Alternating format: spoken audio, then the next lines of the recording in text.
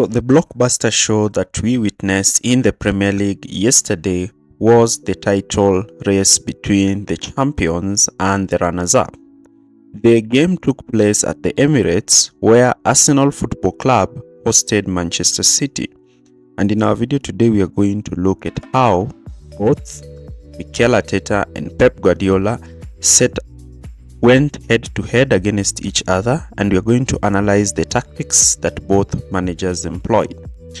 So Manchester City had just lost two games, the game against Newcastle in the Carabao Cup and the game against Wolves in the Premier League.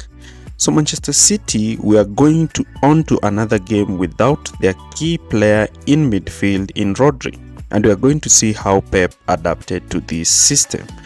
So the game ended 1-0 courtesy of a goal by Gabriel Martinelli, who scored late on in the game.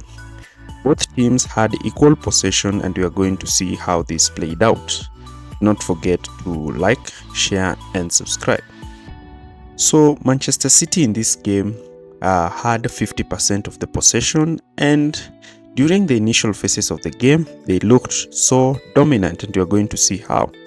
So during the build-up, Ederson will receive the ball and play between the two centre-backs, as you can see from this clip. Ederson has pushed forward and is acting as the third centre-back, giving Mancity numerical advantages in build-up.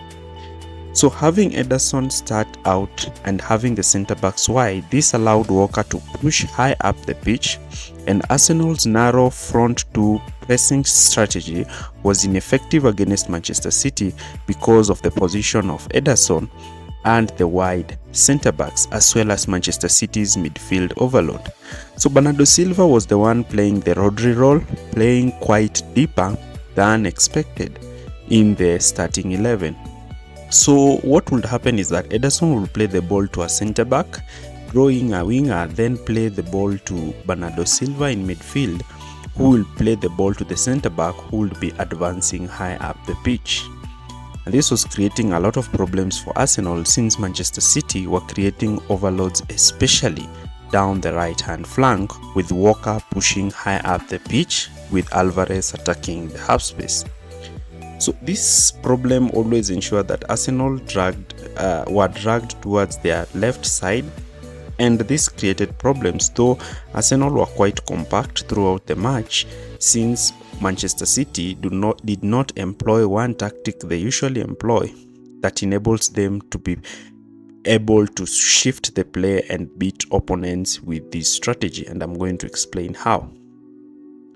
So Arsenal settled in a default 4-4-2 in the initial phases of the game. Manchester City's fullback started out wide, unusual position whereby they don't usually play in those positions.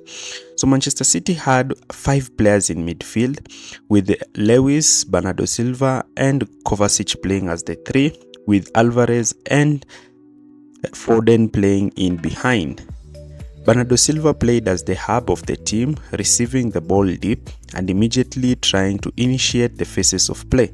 But Arsenal's 4-4-2 was quite compact and limited Manchester City's central build-up. Here from this clip you can see Jorginho and Rice have picked up Foden and Alvarez, and the other midfielders are picking Kovacic and Lewis.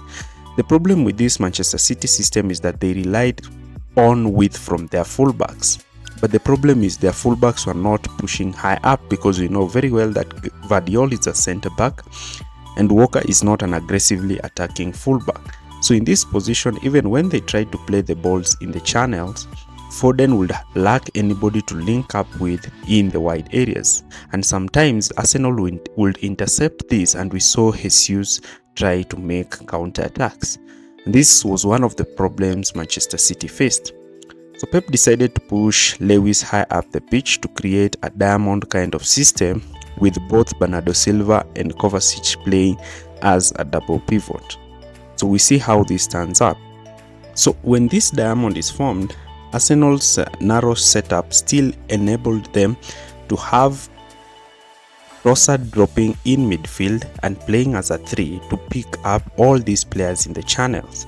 And since Manchester City's wide areas were not occupied, Arsenal would easily defend against them. That's why Manchester City struggled a lot to create chances during this match, because they didn't have width, especially down the left. Vardiol was not giving them width at all. So even if Foden made a run in the half spaces, Vardiol will not be able to occupy the wide spaces to drag out Ben White and create overloads. Manchester City like to have players in the wide channels.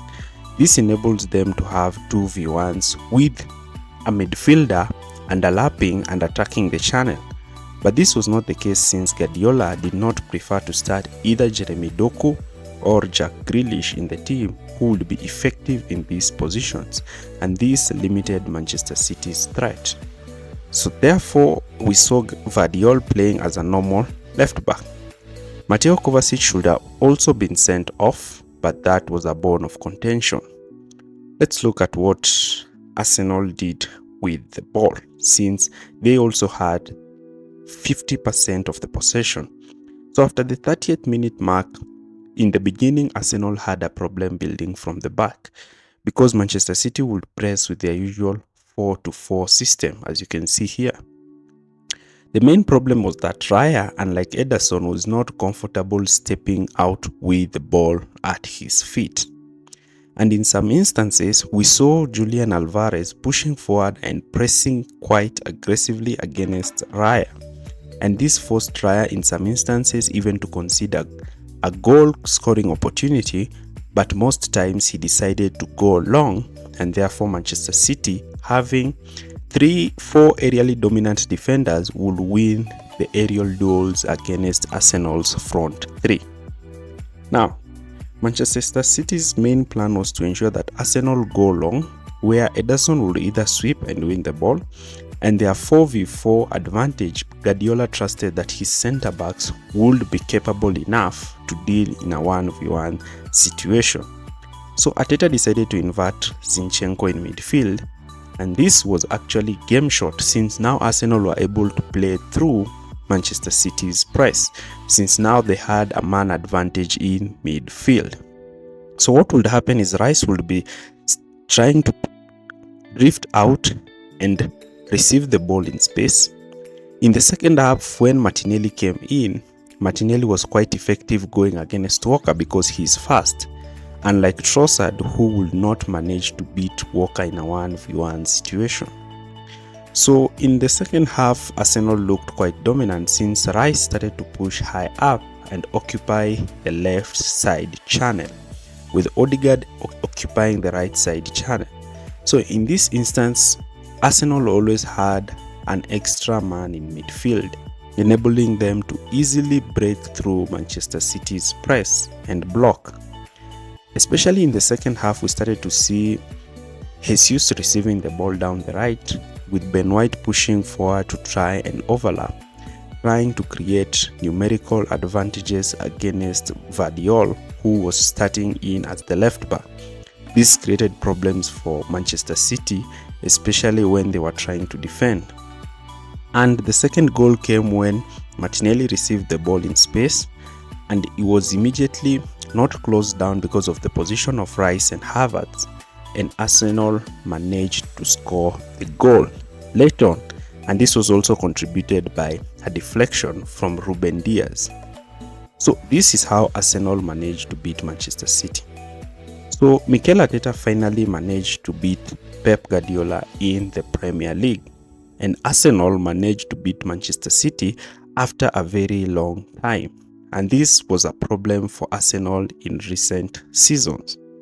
Pep Guardiola lost his second consecutive league game after 5 years, displaying the problems that he faces in his team.